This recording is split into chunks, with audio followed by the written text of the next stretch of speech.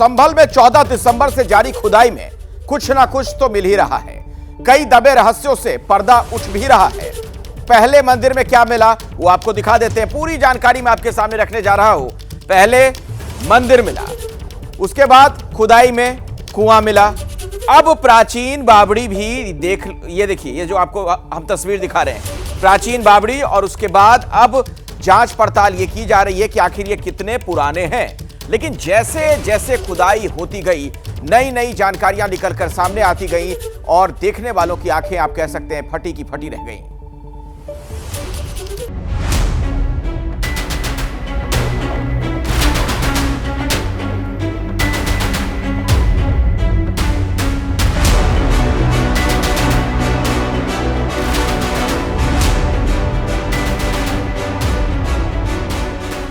बावड़ी के अंदर तहखाना,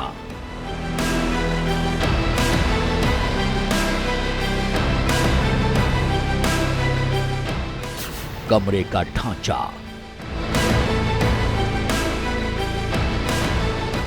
प्राचीन इमारत।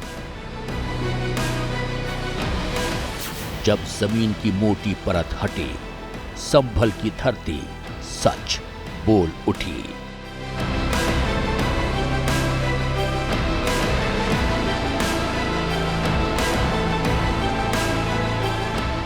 गलियारा मिला,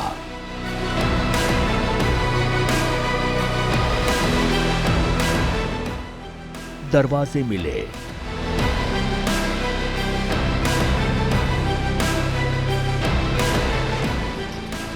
जैसे जैसे खुदाई हो रही है, कुछ ना कुछ ऐसा निकलकर सामने आ रहा है जिसकी उम्मीद संभल के लोगों को नहीं थी और न ही इस वक्त इस रिपोर्ट के देखने वालों की जानकारी में थी।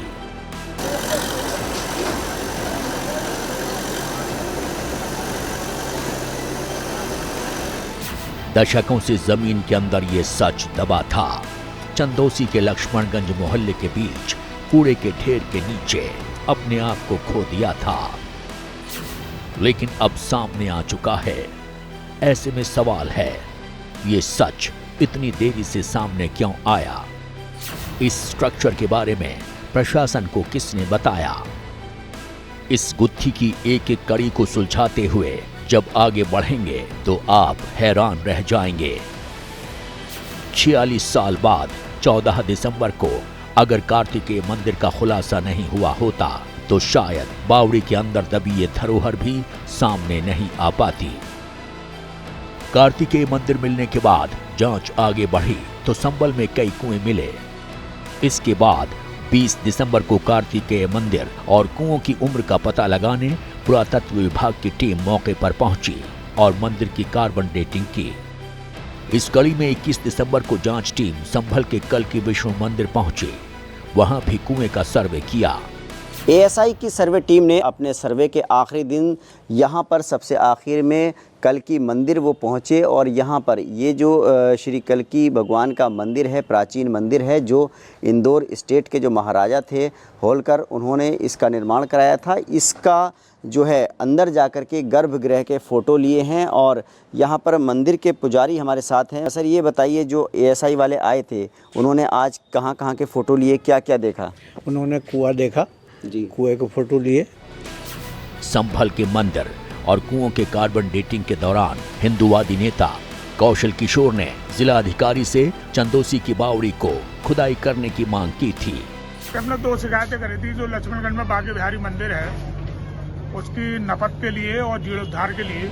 कौशल किशोर की शिकायत पर टीएम ने 21 दिसंबर को 2 जेसीबी मशीन से बावड़ी की खुदाई शुरू करा दी। जेसीबी मशीन जब खुदाई करने पहुंची तो मौके पर खाली जमीन थी जो कूड़े और कचरे से भर गई थी।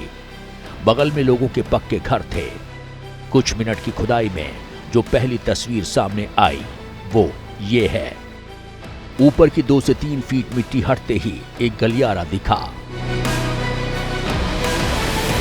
जमीन के अंदर पक्के स्ट्रक्चर की खबर मिलते ही वहां पर भीड़ जुट गई।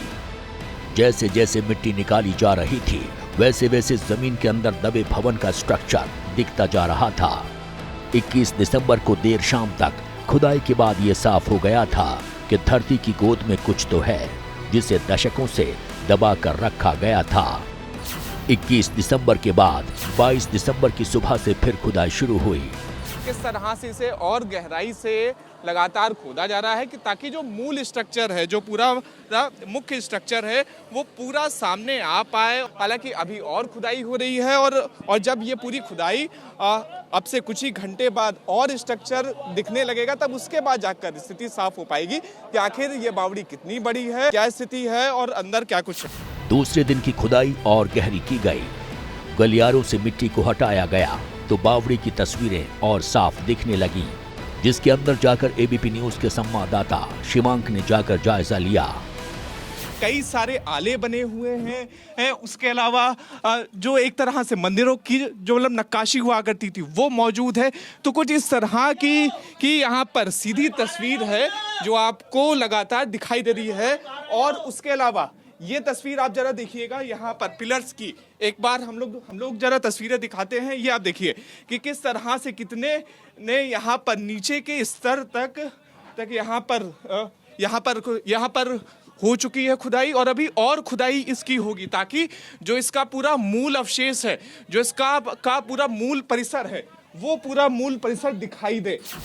एबीपी न्यूज की टीम बावड़ी की एक एक तस्वीर कैमरे में कैद कर रही थी ताकि इस ऐतिहासिक भवन की जानकारी आप तक पहुंचाई जा सके। अब तक यहाँ पर तकरीबन 5 फीट से ज्यादा की ये पूरी बावड़ी मिल चुकी है और अभी यही बताया जा रहा है कि अभी और खुदाई की जाएगी और खुदाई के बाद बाकी की जो चीजें हैं वो चीजें मिलेंगी। तो आप देख सकते हैं तस्वीरों में भी कि किस तरह से आधी से ज्यादा खुदाई हो चुकी है। बाकी की जो खुदाई का काम है वो लगातार किया जा रहा है। और अब आप देखिए कि इसे और गहराई से और नीचे के परिसर को लगातार खुदाई की जा रही है ताकि जो और भीतर में जो ये पूरी इमारत है, ये पूरी इमारत सामने आ पाए। खुदाई के दौरान सरकारी बावड़ी के पास सैकड़ों लोग थे जिन्हें इसके बारे में कोई जानकारी नहीं थी। तब कैसे गई, क्या तो यहाँ बस्ती होती गई, दबाते गए इसे। कौन लोग दबाते हैं? यहाँ के रहने वाले हैं, यहाँ के रहने वाले हैं, वो दबाते गए। कूड़ा पड़ता रहा। कुआं है, कुआं ये पुराना, बहुत पुराना कुआं है ये। सवाल है ये बावड़ी किसकी है, इस भवन को किसने बनवाया था और क्यों इसे मिट्टी में दबा दिया गया। इस सवाल का जवाब एबीपी न्यूज ने हिंदूवादी नेता और शिकायतकर्ता से पूछा। ये बाबरी कुआं ये बताते हैं 1857 में जब गदर का जमाना था तो बिलारी की रानी साहिबा की ये रियासत थी और इसमें सीढ़ियां बनी हुई हैं और अंदर अपनी ऐतिहासिक ये चंदोसी की धरोहर है। बताया जा रहा है कि बावड़ी 400 वर्ग मीटर है। जमीन के नीचे 3 तल हैं। पहला तल ईंटों से बना, दूसरा तीसरा तल मार्बल से बना। इसमें एक कूप भी है और जो अभी देख रहे थे तो इसमें लगभग 4 कक्ष भी बने हुए हैं और वर्तमान में ये मिट्टी से पूरा ढका जा चुका है।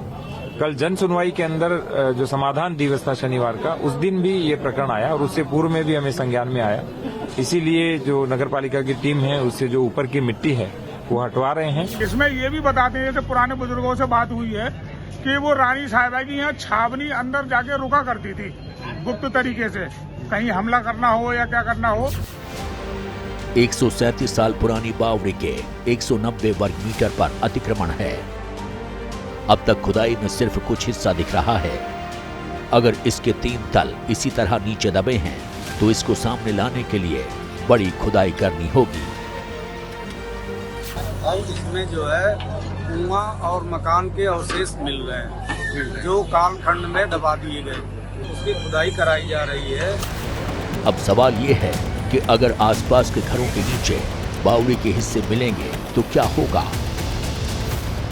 क्या बावड़ी को असली रूप में लाने के लिए पूरे 400 वर्ग मीटर में खुदाई की जाएगी।